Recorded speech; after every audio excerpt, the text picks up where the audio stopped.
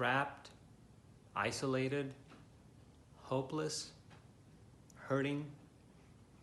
These feelings are just a glimpse into life as a victim of human trafficking and sexual exploitation. Look closer and you will quickly discover that these victims and survivors live in your community. They shop at your local grocery store and drive down the same roads as you. Human trafficking, friends, appears closer than you think.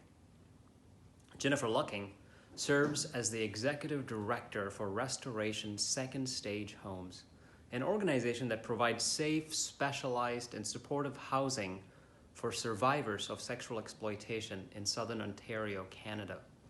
And through this program, Restorations is establishing a community that rejoices in each person's uniqueness and restores their physical, spiritual, and mental well-being and empowers individuals to step into their life purposes. Personally, I love the work that Jennifer is doing.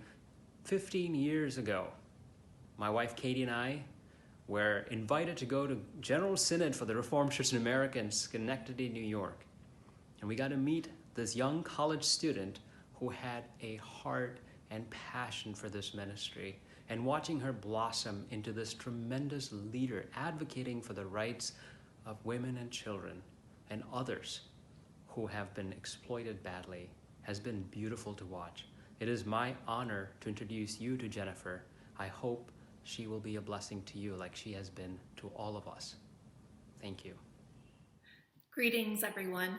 Like JP said, my name is Jennifer Lucking, and I am the Executive Director of Restoration Second Stage Homes, a charity in Southern Ontario, Canada, where we are working to provide safe, specialized, and supportive housing to victims and survivors of human trafficking and commercial sexual exploitation.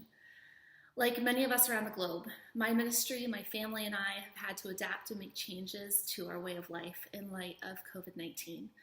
This spring, as state of emergency orders came about in Ontario, Restorations had been looking forward to completing the renovations of our home where I currently sit. You can see it's half finished, so we could launch our residential program later this year.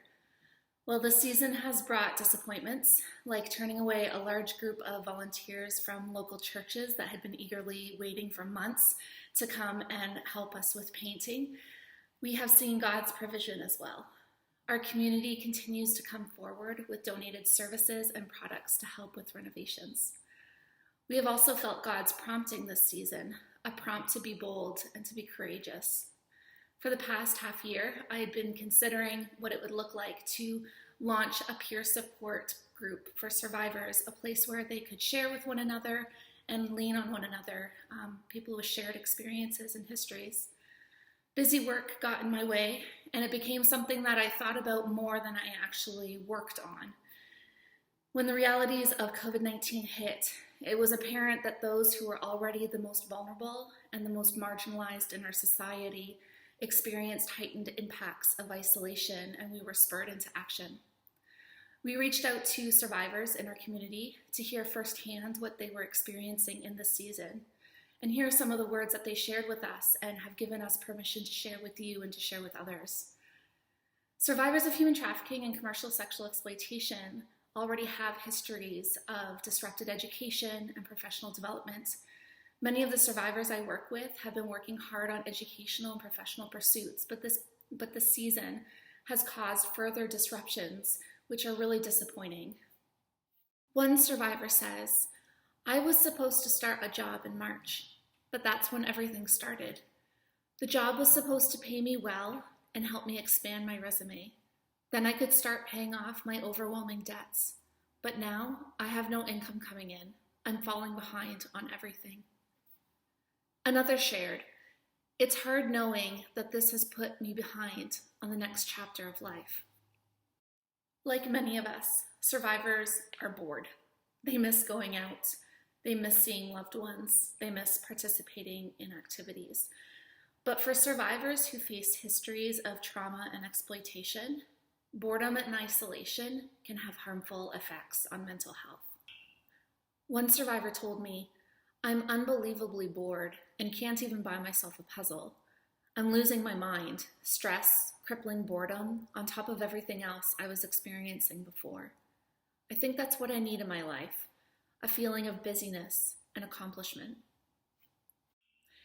Many survivors rely on professional counseling and mental health services to help them cope with trauma and histories of exploitation. One survivor shared with us, "I wasn't able to get connected with the therapist at my school because just as I was about to register for support, the school closed. Services that are able to help with maintaining wellness would be really beneficial to me right now. Sitting in the quiet all of the time can make it harder to sit with some of my experiences." There's a verse that always reminds me that Jesus, as divine as our Christ is, experienced what it was like to be human. He experienced hardships, and because of this, we know we can turn to Jesus because we know he can empathize with sadness, hurt, pain, betrayal, isolation, and pain. The verse comes from Hebrews 4:15-16, which says, "Jesus understands every weakness of ours because he was tempted in every way that we are, but he did not sin.